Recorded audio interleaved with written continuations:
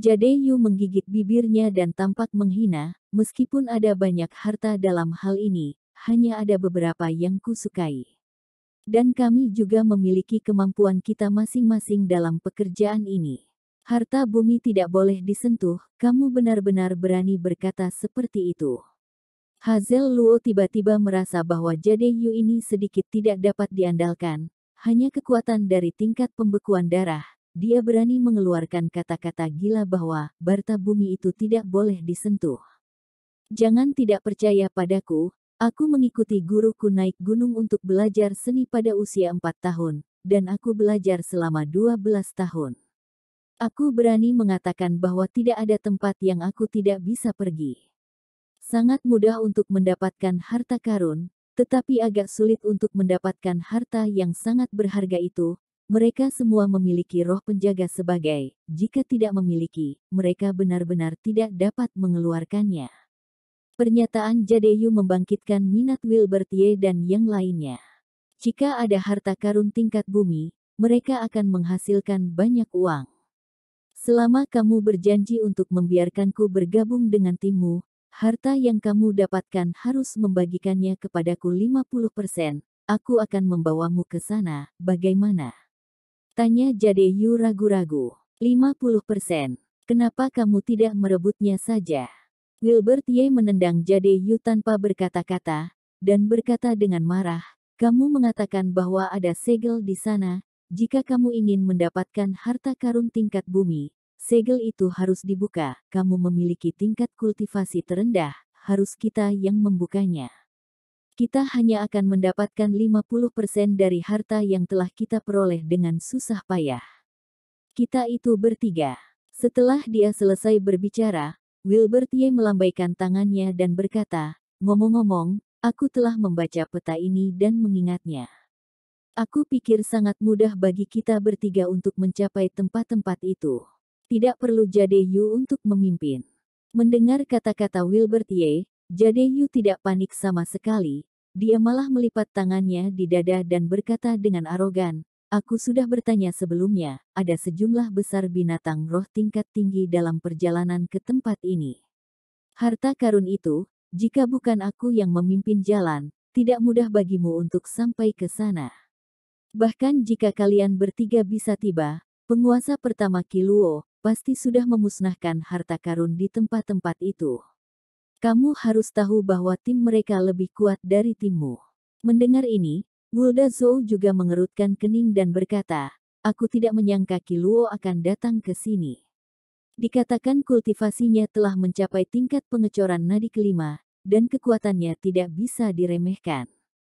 Wilbert Ye benar-benar tidak menganggap tingkat kelima dari tingkat pengecoran nadi. Tapi waktu memang masalah besar, jika dia bisa mendapatkan harta itu secepat mungkin, dia juga tidak ingin memprovokasi makhluk roh tingkat tinggi itu. Bagaimanapun, dia perlu meningkatkan kekuatannya sesegera mungkin. Sekarang, meskipun dia bisa setara dengan tingkat pengecoran nadi kelima atau bahkan keenam, jika lawan bertekad untuk menghabiskannya, dia mungkin tidak dapat mengambil sesuatu dari tangan lawan.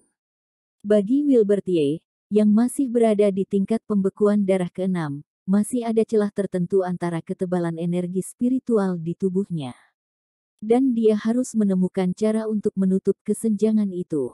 Kamu bawa kami ke jalan pintas untuk menemukan harta karun itu, dan kami bisa berjanji untuk membagi harta karun itu menjadi 30%. Wilbert Ye mengulurkan 3 jari, wajahnya serius, 30%, tidak lebih. Melihat desakan Wilbert Ye, Jadeyu menggaruk kepalanya, dan hanya menganggukkan kepalanya. Oke 30, aku akan membawamu ke sana segera. Wilbert Ye membentangkan gulungan kertas kulit domba, menunjuk ke tempat dengan harta karun terlukis di atasnya, dan berkata, ada 4 tempat harta karun besar di masing-masing dari 4 arah, selatan, timur, dan barat laut. Pertama kita akan pergi kemana dulu? Jika kamu ingin memiliki keempatnya, itu pasti tidak mungkin. Lagi pula, tidak sedikit orang yang telah memasuki. Beberapa dari mereka memiliki keterampilan yang hebat, seperti Proton Wei, mereka juga akan mencari cara untuk mendapatkan informasi tentang harta karun ini. Sebenarnya, Keberuntungan besar yang sebenarnya bukanlah di empat arah ini, tetapi di tengah-tengah tanah keberuntungan. Jade Yu mengerutkan kening dan berkata, aku mendengar sebelumnya bahwa seorang pria kuat di kerajaan telah jatuh di tanah keberuntungan ini, dan darahnya berserakan di tanah, menghasilkan lautan Yuan, dan ada mutiara Yuan. Mereka bertiga tercengang ketika mendengar kata-kata itu, dan Wilbert Ye memiliki reaksi terbesar. Yang lain tidak tahu apa itu mutiara Yuan, tapi dia tahu itu. Mutiara Yuan adalah yang paling berharga di tingkat Yuan. Hanya ketika tingkat Yuan telah memadatkan mutiara Yuan, mereka dapat memenuhi syarat untuk memasuki ranah master dan menjadi generasi master. Dalam kehidupan sebelumnya, dia adalah yang tertinggi. Wilbert Ye telah melihat terlalu banyak orang kuat mencapai puncak alam Yuan sejati hanya dalam 20 tahun, tetapi butuh 50 atau bahkan 70 tahun baru, mutiara Yuan, ada, dia hanya bisa dikubur di dalam tanah. Adapun Wilbert Ye di kehidupan sebelumnya, untuk mendapatkan mutiara Yuan butuh 7 tahun kerja.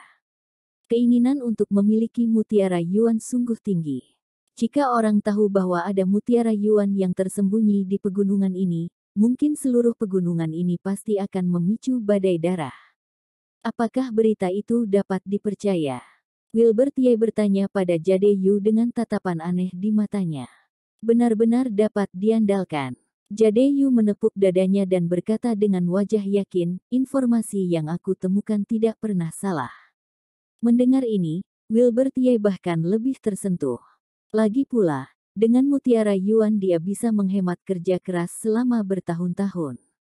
Bahkan jika dia tidak bisa secara langsung memadatkan mutiara Yuan, dia pasti akan belajar sesuatu. Lalu mengapa kita tidak pergi ke pusat tempat ini? Bagaimanapun, harta karun di sini adalah yang paling menarik. Selain mutiara Yuan, aku pikir pasti ada hal-hal lain, kata Wulda Zhou. Tidak. Begitu kata-kata Wulda Zhou selesai, Jade Yu mulai membantah, pusat tempat ini sangat berbahaya. Dengan lautan darah sebagai pusatnya, tidak ada rumput dalam radius 30 mil, dan roh tingkat tinggi binatang Bugs, kekuatan binatang Bugs itu, telah melampaui tingkat pelancar energi pengumpul Yuan. Wilbert Ye menghembuskan nafas dingin. Berdasarkan kultivasinya saat ini, dia masih memiliki kepercayaan diri untuk menyerang binatang roh di tingkat pengecoran nadi. Binatang Bugs, itulah satu-satunya cara untuk melarikan diri. Jadi Wilbert Ye berkata setelah merenungkan, ayo pergi ke tempat harta karun terdekat terlebih dahulu, dan kemudian bergegas ke tempat pusat setelah mendapatkan harta di sana. Pada saat itu, sejumlah besar prajurit akan muncul pada saat yang sama, dan kita bisa juga mengambil kesempatan untuk membobolnya. Setelah musyawarah, mereka berempat memilih harta karun terdekat, dan kemudian bergerak ke arah timur. Selama periode ini, mereka menghindari sejumlah besar binatang roh tingkat tinggi. Setelah setengah jam, keempatnya datang ke tebing. Ada yang datang lagi. Apakah kamu datang ke sini untuk mencari kematian? Cih, itu hanya seorang seniman bela diri dari tingkat pembekuan darah tingkat ke-6. Sepertinya dia terbawa oleh harta karun itu. Orang-orang mati untuk harta, jika kamu dapat mencampur-adukkan harta tingkat bumi, maka itu layak mati.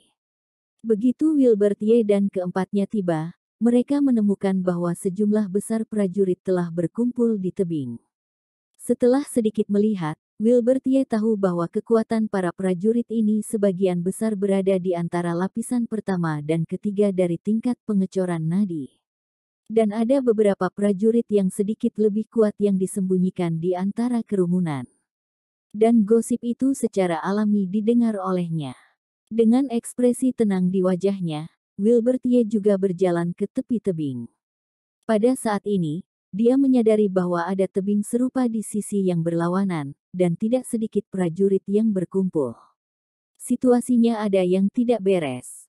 Hanya ada 70 atau 80 prajurit yang datang dari kaki Gunung Tianyun. Ada 50 atau 60 orang berkumpul di sini. Apakah mereka semua memikirkan satu tempat dan ingin datang ke sini untuk memenangkan harta karun itu? Wilbert Ye melihat-lihat, sebagian besar prajurit ini bukanlah orang yang dia temui di kaki Gunung Tianyun. Ada lebih dari satu cara untuk memasuki kekayaan Gunung Tianyun. Banyak prajurit masuk melalui saluran lain, dan kelompok prajurit di kaki Gunung Tianyun hanya sebagian kecil saja. Jade Yu bertanya dengan sangat jelas, informasi ini sudah lama ada. Tampaknya lawan kita telah meningkat banyak. Hazel Luo tersenyum sedikit, dan ketika dia melihat Wilbert Ye, dia merasakan sedikit riak di hatinya. Semakin Jade Yu, lalu dia berkata, "Kakak, aku masih belum tahu namamu, tapi aku ingin mengatakan sesuatu yang tidak boleh dikatakan. Kamu terlihat seperti seorang gadis ketika kamu tersenyum." Wilbert Ye menggerakkan sudut mulutnya, menahan diri untuk tidak tertawa. Untuk situasi lebih cair, Wilbert Ye berkata, "Namanya Ken Soyan, dia jelas laki-laki, tapi dia terlihat sedikit terlalu cantik." Ketika Wilbert Ye mengatakan ini, dia secara khusus menekankan kata cantik. Nama Yan Mo adalah nama sementara yang Wilbert Ye berikan kepada Hazel Luo. Hazel Luo ingin mengatakan sesuatu, tetapi melihat ekspresi Wilbert Ye, dia hanya bisa tersenyum ringan dan tidak berkata apa-apa lagi. Wah! Namun, saat mereka bercanda, ada ledakan dari tebing. Para prajurit yang berdiri di tepi tebing tidak bisa menahan diri untuk mundur beberapa langkah, sementara mereka menjulurkan kepala untuk melihat dasar tebing. Satu lagi meninggal. Itu adalah prajurit dari tingkat ketiga tingkat pengecoran nadi. Dia juga ahli di antara kita, menghilang begitu saja. Sayang sekali, sayang sekali. Semua orang menghela nafas untuk sementara waktu, dan mereka tidak bisa menahan perasaan takut akan tebing ini. Apa yang terjadi? Wilbert Ye dan yang lainnya baru saja tiba, dan mereka masih tidak tahu apa-apa tentang situasi di sini. Namun, pada saat ini, tawa liar tiba-tiba datang dari bawah tebing, dan kemudian semua orang melihat sosok bergegas dari bawah dan jatuh ke tepi tebing. Hahaha, aku mendapatkannya, mendapatkannya. Setelah pria itu muncul, dia mengangkat manik-manik pirus di tangannya, yang segera menarik perhatian sejumlah besar prajurit. Ternyata itu adalah harta karun misterius tingkat tinggi. Seru semua orang. Ini mutiara Yuan. Wilbert Ye berkedip sedikit, dan dia mengenali manik itu. Ayo, rebut itu. Wilbert Ye hanya merasakan angin topan bertiup di sampingnya.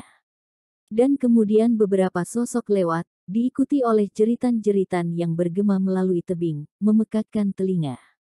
Mendesis. Baik Hazel Luo dan Wulda Zhou tidak bisa menahan napas dalam-dalam, menatap lurus ke depan, seolah-olah mereka melihat sesuatu yang luar biasa.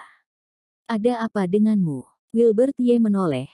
Ekspresinya yang tidak peduli sama sekali tampak sangat acuh tak acuh, tapi setelah berbalik, Wilbert Ye membuka mulutnya sedikit. Prajurit yang mendapatkan mutiara Yuan didorong ke bawah dari tepi tebing. Mutiara Yuan terbang dan ditangkap oleh seorang prajurit ketika dia berada di udara. Tapi dia ditendang oleh orang lain. Mutiara Yuan berpindah tangan lagi, tapi hal yang sama terulang. Pada akhirnya, 6 prajurit semuanya jatuh ke dasar tebing, dan mutiara Yuan juga jatuh bersama dengan 6 prajurit. Aku ingat orang-orang itu datang ke sini bersama-sama. Memang, aku juga melihat mereka berenam berjalan bersama. Aku pikir mereka akan saling membantu, tetapi tidak menyangka ini akan terjadi. Tidak ada sahabat yang dapat dipercaya. Para pejuang ada di sini untuk kepentingan mereka sendiri. Ketika kepentingan sudah cukup untuk menyentuh mereka, semua kasih sayang akan ditinggalkan. Wilbert Ye tampak kedinginan, betapa miripnya semua ini dengan apa yang dia alami saat itu. Kamu bisa mengkhianati rekan-rekanmu hanya demi harta spiritual tingkat tinggi. Wilbert Ye menggelengkan kepalanya dengan kecewa. Bahkan jika semua orang ini jatuh ke dasar tebing, mereka juga akan mati. Wilbert Ye bergerak sedikit, datang ke tebing dan melihat ke bawah. Bagian bawah tebing adalah sepotong magma yang mengalir, yang tampak tenang, tetapi mengandung niat membunuh yang tak ada habisnya. Wilbert Ye hanya melirik, dan merasa sedikit kesemutan dalam indera spiritualnya. Magma itu tingginya ribuan meter dari permukaan tebing. Pada ketinggian ini, sensasi terbakar bisa menembus indera spiritual Wilbert Ye, dan suhu magmanya sangat tinggi. Yang mengejutkan Wilbert Ye adalah bahwa di antara ketinggian ribuan kaki, setiap 200 kaki, akan ada tebing yang memanjang. Tebing itu tidak lebar dan bahkan tidak dapat menampung satu orang pun. Di seluruh jarak, ada total 4 tebing yang diperpanjang, dan ada 4 peti harta karun, dan setiap peti harta karun terbuka, tetapi sangat disayangkan karena jaraknya terlalu jauh, semua harta di dalamnya tidak dapat dilihat dengan jelas. Wilbert Ye hanya bisa memobilisasi indera spiritualnya untuk menjelajahinya satu persatu, menahan rasa sakit yang menyengat. Wilbert Ye mengetahui bahwa harta pertama adalah untaian gelang yang berkilauan dengan cahaya putih, harta spiritual tingkat rendah. Harta karun kedua adalah kipas bulu, yang diukir dengan berbagai garis, yang cukup kabur dan sulit dipahami. Ini adalah harta spiritual kelas menengah dari tatanan misterius. Tepatnya, itu harus menjadi alat spiritual. Dan harta ketiga adalah mutiara Yuan yang direbut oleh beberapa orang sebelumnya. Perasaan spiritual Wilbert Ye menembus ke peti harta karun keempat. Peti harta karun ini berbeda dari 3 peti harta karun di atas. 3 peti harta karun di depan semuanya bersinar dengan cahaya. Hanya peti harta karun keempat yang terlihat sangat sederhana dan tidak biasa. Ini. Pil pemecah denyut nadir Wilbert Ye menarik napas dalam-dalam dan melihat pil obat di peti harta karun kuno, kilatan api muncul di matanya. Apa yang disebut pil pemecah nadi secara alami digunakan untuk membantu prajurit membuka pembuluh darah mereka. Pil pemecah nada dapat membantu prajurit untuk mematahkan pembuluh darah secara paksa tanpa meninggalkan gejala sisa. Seperti yang diketahui semua orang, prajurit biasa hanya dapat mengembangkan 5 pembuluh darah bahkan jika mereka berkultivasi ke puncak.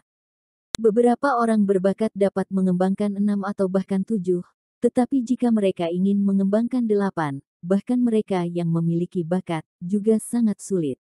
Tapi jika ada pil pemecah nadi, maka semuanya ada harapan. Dan pil pemecah nadi ini berada di antara 4 peringkat teratas, yang persis sejalan dengan efeknya. Meskipun pil pemecah nadi itu bagus, tapi juga memiliki banyak keterbatasan.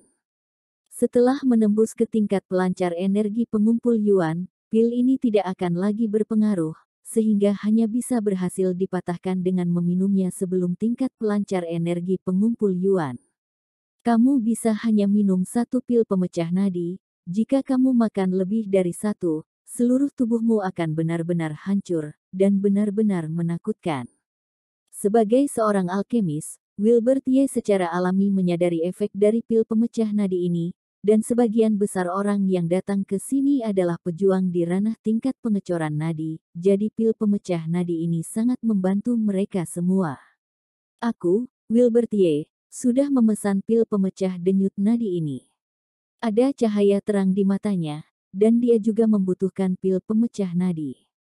Ketika dia mencapai Master Alkimia kelas 4, dia dapat memperbaiki pil pemecah nadi, tetapi pada saat itu, dia takut bahwa dia telah menembus nadi penempaan dan mencapai ranah tingkat pelancar energi pengumpul Yuan. Dia perlu mendapatkan pemecah denyut nadi sesegera mungkin. Sebuah pil pemecah nadi, ini bukan hanya bicara. Hah. Tatapan Wilbert Ye berlanjut ke bawah, dan dia melihat ke tebing terbentang yang sangat dekat dengan magma. Ada juga peti harta karun di sana. Apa yang membuatnya semakin berharap adalah bahwa peti harta karun itu tertutup, tidak selebar yang pertama, dan harta karun di dalamnya bisa terlihat.